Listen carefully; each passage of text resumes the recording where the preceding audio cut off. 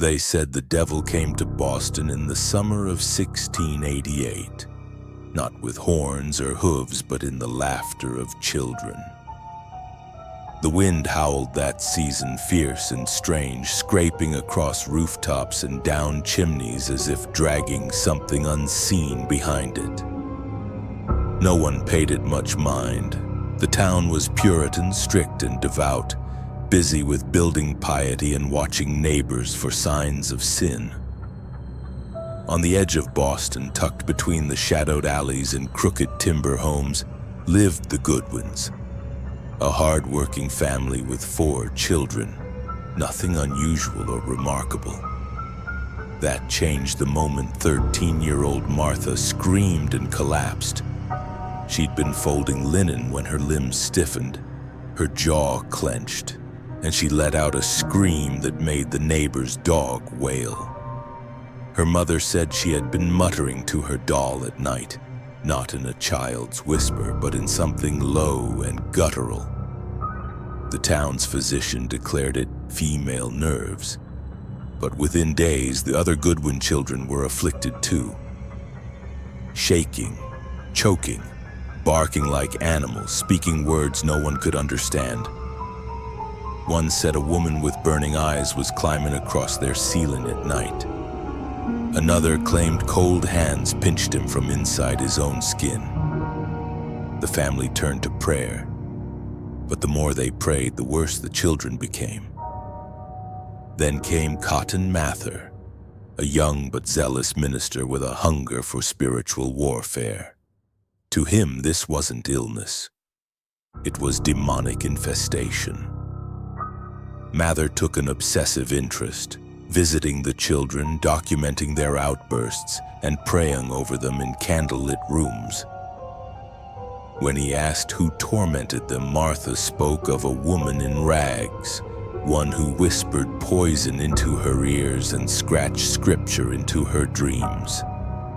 Mather was sure he knew the culprit.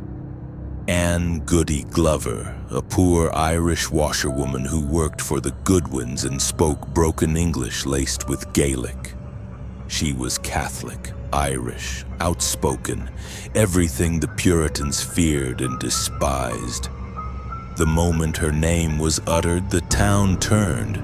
Goody Glover was arrested. During her trial, the children wailed and convulsed at the sight of her. Mather claimed their fits were proof of her guilt. Glover couldn't recite the Lord's Prayer, not because she was demonic, but because she barely understood English. Still, the court said she prayed to devils. Her gibberish, likely Irish, was deemed the language of hell. She was condemned to hang. On a bleak November morning, Goody Glover was led to the gallows. Her eyes were steady. She cursed no one. She simply muttered something under her breath, a prayer maybe, or a warning. Then the rope snapped tight. Mather wrote proudly that her soul had gone to the devil. He took one of the afflicted children, Mary, into his home to continue his study. At first she seemed cured, but then she began to change. She muttered in Latin, a language she had never learned. She tore pages from Mather's Bible and stuffed them into her mouth. At night, she said the woman in rags sat beside her bed, stroking her hair. Mather fasted and prayed, but Mary only grew worse. He began to suspect something terrifying, that the execution had not banished the evil but summoned it. That winter, whispers spread through Boston. People heard scratching in their walls. A midwife claimed Goody Glover's ghost appeared by her bedside. Livestock died in strange ways, crops rotted, and more than a few claimed they dreamed of a woman hanging from a rope, her body limp, but her eyes watching, always watching. Mather wrote again, this time in secret. She was not the source. She was the doorway. By the time Salem exploded in witch hysteria 4 years later, no one spoke of the Goodwin case. But the pattern was identical. Possessed children, fear-mongering ministers, foreign women blamed, executed, forgotten. Mather's writings helped ignite the flames of Salem, but he never again mentioned what happened in his own home. He knew the truth, that the witch they killed had not been a witch at all, but a scapegoat, and that something far older, far darker, had slipped through the cracks of prayer and fire.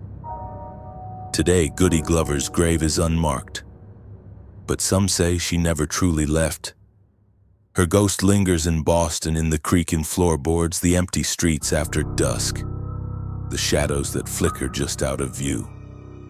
They say she comes when children laugh at night for no reason, when prayers go unanswered, when the wind sounds too much like a voice, not because she was ever evil, but because she was made into something monstrous.